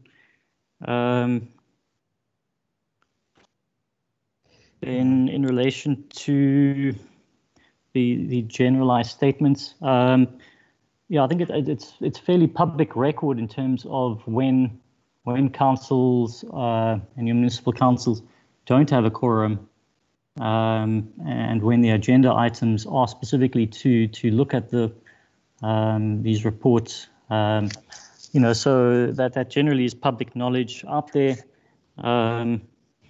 So I think those statements are fairly safe to make in these specific circumstances. In relation to the AG and the debt certificates, interesting enough, some of the recommendations in the reports are that the reports be provided to the Attorney General, the Auditor General, and yes, that would allow for the Auditor General to issue those debt certificates in appropriate circumstances. Then on the question on what's not regarded and what process is followed when there's no substance to the allegations, and just some examples there. Because given example, certain allegations are made that a tender was there's a corrupt relationship with a tenderer, but no details are provided in relation to what the tender is, what the tender number is. We will engage with the complainant and try and ascertain the details in relation to and get as much information as we can so that we can make an informed assessment in relation to the allegations there. But what's important to note is that we have to be able to provide the municipality with an indication of what the allegation is. Now, if we can't do that, then we can't sufficiently provide that municipality with that and to enable them to comment sufficiently in relation to that allegation. So in those circumstances, we do correspond with the complainants and indicate to them that if we cannot get any more substance to the allegation, in order to enable us to at least make a determination and to ask the correct questions of the municipality, then we have to close that allegation, and we would regard that as not having any substance to that allegation. Yeah, thank you. Thank you, Mr. Birch. Honourable Makamba Boita, is that an old hand or is that a follow-up hand? No, Chairperson, that's an old hand. Thank you. Okay. Thank you. Chairperson, can I just add? Yeah, just on the Auditor General. So the material irregularity, which relates to the issuing of a death certificate in the name of the accounting officer, that will also apply to the municipalities in terms of the Finance Management Act. So I know in our discussions with the business executive of the Auditor General in the Western Cape, they have identified 3 municipalities which they will assess against the new requirements in terms of the amended Audit Act. So it's applicable to local government as well. Thank you. Thank you, Mr. Bolsa. Honourable van der Westhuizen, you have a follow-up? Yes, thank you, Chair. Chair, I'm afraid, but I don't find Mr. Birch's response in line with the open and transparent democracy that we are trying to achieve. On the one hand, he says certain information he's not going to give us because it's in the public domain in any case. If it's in the public domain, please just state it here on record that this municipality did not meet because councillors didn't pitch, so that we have that information at our disposal. On the other hand, Chair, I'm not asking him to slander anybody or to blame anybody here. All I'm asking is what was the nature of the complaint that was received, or the nature of the issue that was investigated in each of these cases. And not stating that, I really find that very strange. And then he must please convince me or tell me, inform me, on what does he base his reluctance to share that information with us here today? Is there, we have in our meetings a certain measure of privileges, and I just fail to see why such information, which I believe would assist this committee in understanding the extent and the nature of the problem better, shouldn't be shared with us and with the public. I am grateful for his offer to make copies of those reports available to us, but I do believe that the public is just as entitled to some of this information that I'm asking, and I'm only asking broad items, of which, as he has himself indicated, a lot is already in the public domain. But I would like us to also exude an atmosphere of transparency in our meetings. Thank you. Thank you. Honourable Maseko, you have a follow-up question? Chair, I don't have a follow-up question per se. I think, like the official has mentioned, that the nature of the cases, it will be clear to us when we get that information. And I think as a standing committee, after we have seen that reports, if we have to engage again to that effect with the department for it to be an official or public info, we will do that. There's nothing that is going to stop us. But sometimes if we have to get the information from the department and it's advising us, okay, for now, can we send you the information? Use your discretionary to say, can we engage and make it a public information? After that, it will be up to us. I don't think it's the department that is going to tell us, but we need to have some working in saying that it might be the case is not yet closed. There are still investigations that are happening. There are still some things that are happening. And the department has never refused to give us the information. We have the information of what type of cases in our annual reports. They do tell us if the case is still pending, if the case is still closed. So if we can try to shorten the period of engaging about the cases until we see and we take the decision based on that for our next meeting, that will help us a lot. And it will be the specific, we won't be generalizing, we'll be talking about the specifics within the specific municipalities. Thank you, Chair. Thank you, Honourable Maseko. I think I tend to agree with you in the sense that many of these reports are handed to the walks and to the NPA, and we cannot put matters out there in the public domain and make aspersions about the guilt or innocence of parties if a court of law has not arrived at that conclusion. So I'm very happy for the offer that offered from Mr. Birch that information will be made available to us, and then we can at whenever stage it is appropriate, engage the department further with regard to those matters. But I want to hand over to Mr. Paulser, please. Chairperson, I think I'm covered by the Honourable Chairperson and Honourable Maseko. So I think we tread cautiously, given the fact that some of these investigations are the subject of court action and litigation. And the processes are continuing. Some of these are the subject of disciplinary cases in municipalities and so on. And councils are dealing with it at the moment.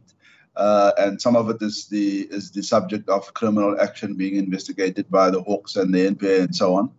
I would be most comfortable to provide you with all the detail, but obviously in a closed session, given the fact that and not to compromise your own oversight, but just given the fact that some of the matters are sold sub judice. Thank you, Chairperson. Thank you so much, Mr. Paulser. And on that note, I'm going to close the discussion on this report. Colleagues, it is now 5 minutes past 11. We have scheduled this meeting till 11. Many of our officials may have other engagements, and I don't want to keep them any longer. Mr. Paulser, I would like to thank yourself and your team for the transparent manner in which you presented the information to us and the accountability you displayed towards this committee and to this Parliament. And all I can say, the past year was a very difficult year. We don't know what the next year holds for us. But you have achieved your objectives, and may you continue to do so. Thank you so much. With that note, if there's a final comment you'd like to make, you may do so, and then yourself and your officials may leave the meeting and information that the committee needs to deal with the in-house matters. Thank you. Honourable Chairperson, just to you and the committee, thank you for the oversight. It's deeply appreciated. I think it keeps us on the tops of our toes, and we appreciate the oversight. And also to the entire team, thank you very much for the presentations as well as the responses this morning. Thank you very much, Chairperson. Thank you so much, Mr. Paulser, and goodbye. Colleagues, I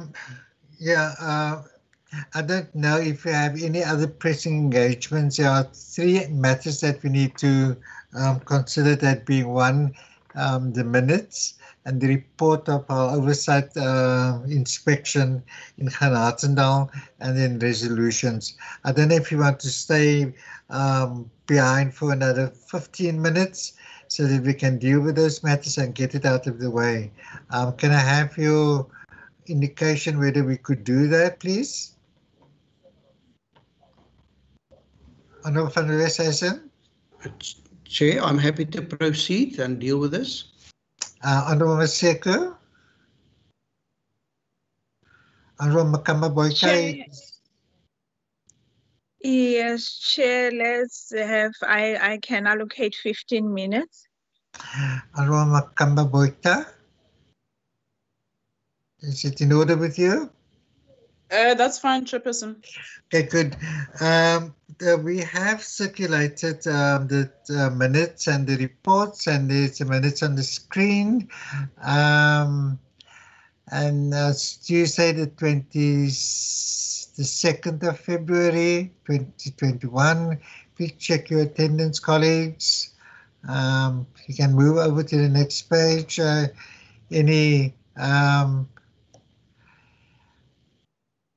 Any amendments, any corrections on the minutes, colleagues? Chairperson? Yes, Honourable Maseko? It's Honourable Makamba Boyka. It's Makamba Boyka, Chair. Okay, sorry, colleague. Makamba Boyka, please. Okay, Chair, I take note of the recording that was absent in the meeting. Can I request that I need to check with the PA because I might have another commitment on that day. I'm not sure if the apology did not reach okay, good. The coordinator, but I'll check that and then I will revert back. Thank you, Chair. Please do so. Thank you, Honourable Member. Honourable Maseko, I recognize you. Chair, thank you very much. With that noted for Member Makamba Boyka to record whether the apology or not, I propose that we adopt. Yes. Can I just ask, Johan, can you follow that up, please? Johan, could you hear you? You're on mute. Yeah, Chair, I will follow up, yes. Great, thank you. Is there a seconder for the proposal that we adopt? Thank you, Honourable van der Westhuizen. I second that, thank you. Thank you. Johan, can I put up the report for our inspection in Canada now?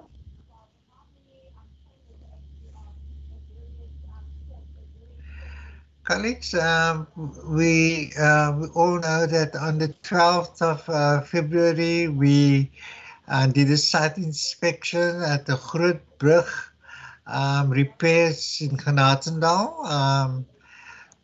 The report was circulated. I've gone through the report.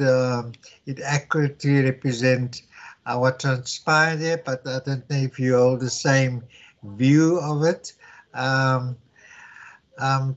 The first page, any amendments and corrections?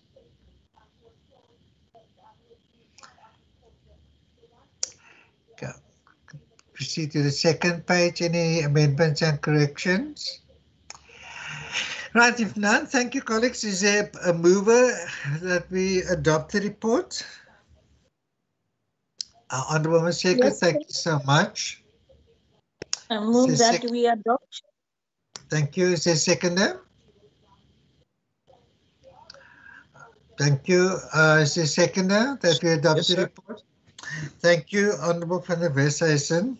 And then lastly, colleagues, any resolutions that we could forward to the report, to the department? I think one, we need to formally pass a resolution with regard to that civic education videos to Lizoko, that she could send it to us. It was promised the last time it was there. It hasn't happened because we didn't formally resolve that it should take place. I think, Johan, we should record that as a formal resolution. Honourable Makamba Boyka. Wow, what happened? Chairperson, can I request that I know that Luzuko from the department did respond on my question about the state of the readiness of these two song centers. Can they then give us like a full report of reflecting that all the two song centers are operational in all the municipalities? Thank you, Honourable Makamba Boykan. Johan, record that, please. Honourable Maseko. Yeah, Chair, if I can add to that, I don't know how to structure this, but we will appreciate to get the two song centers programs that they have. I don't know, what do they call it? The services that are rendered. The services. Yeah, the plenary that they have for those services, because it flip-flops that now we need to know, is there at this level something that is tangible that you as a constituency head for Swellendam, you can say, yes, I know Department of Labour will be in Tusong on this date. So something to that effect that we can say also to the department, they need to send, as and when the dates change or the program change, they need to give the standing committee also for us to have those records. Yes, that's correct. Yeah, thank you. Honourable van der Westhuizen.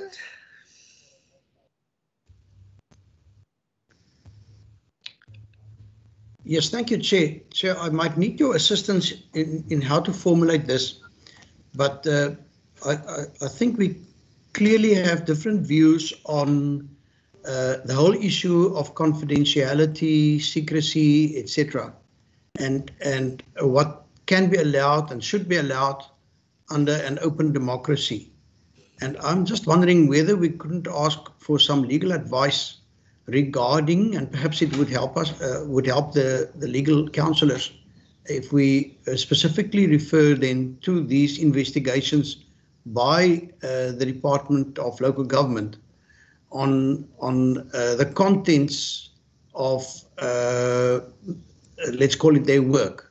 I can understand that the moment you start mentioning individuals, that there may be certain limitations as to what should be made public, but in terms of the complaints that they are looking at, etc., whether that is something which under an open democracy should be withheld from the public.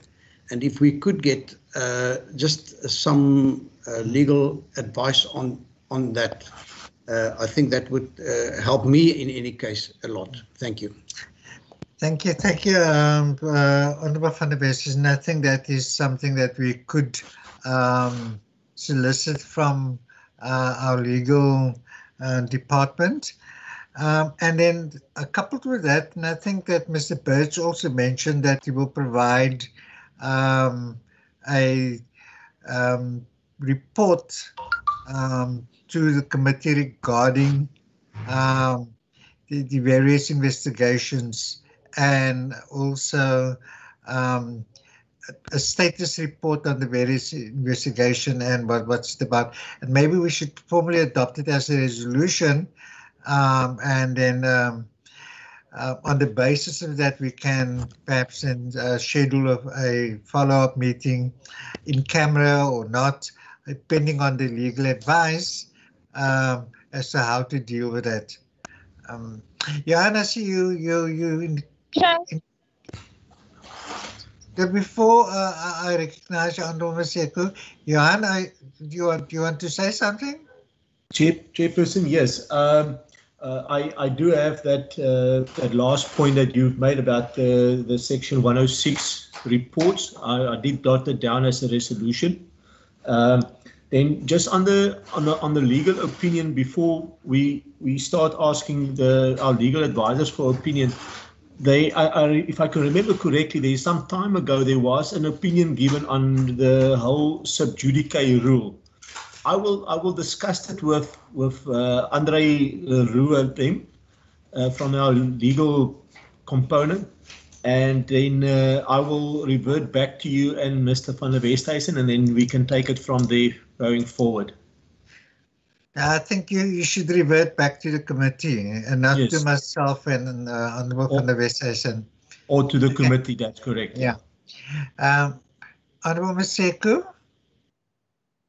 Thank you, Chair. I think Johanna has covered me because I was part of the Committee of Agriculture when this issue of the sub judice and were happening, and we got a very good briefing and the report about that. Usually, what is advisable is for the committee, if on the agenda we have an issue that we feel it can compromise the outcome, the chair can declare the committee to be closed session so that the department can be free to talk to us about anything. But the public information, if a case is not yet closed, so the outcome there, it's difficult for the officials to disclose that. So it's just a matter of us procedural of what do we have on agenda and then how are we going to attend to that. It's not the issue of the department. It's saying to us, no, I cannot be as open to the public as I wish. Is the do's and don'ts that we also have to follow in protecting the processes that are there within the departments. And individuals, of course. Thank you. Right. It seems as if, Johan, can you simply just summarize the resolutions for us quickly before we close the meeting? Chairperson, the first one was with regard to the community education videos that we need to request.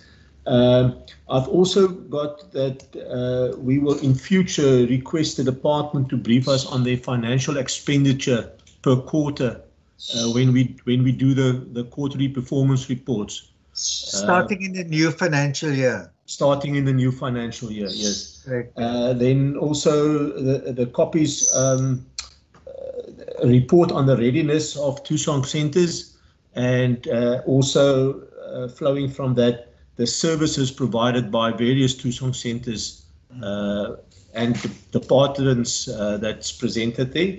And then on the Section 106 investigations, we requested copies, or they will provide us with copies of the Section 106 investigations and with the executive summaries. Okay, thank you. And colleagues, does that accurately reflect the resolutions that we have forwarded? Yes, Chair. Great, thank you. With that, my dear colleagues, may I thank you for your further indulgence in the meeting. I know that we've run over time, and you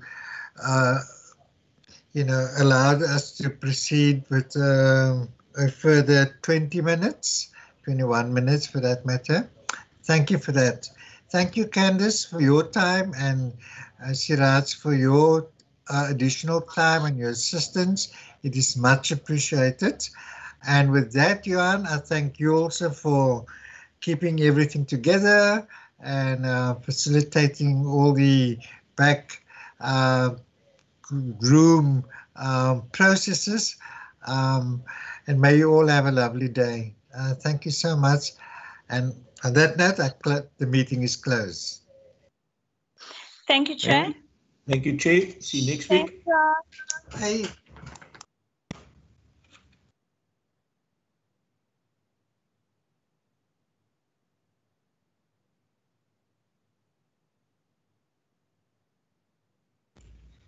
Thanks, Candice. Thanks, Shiraz.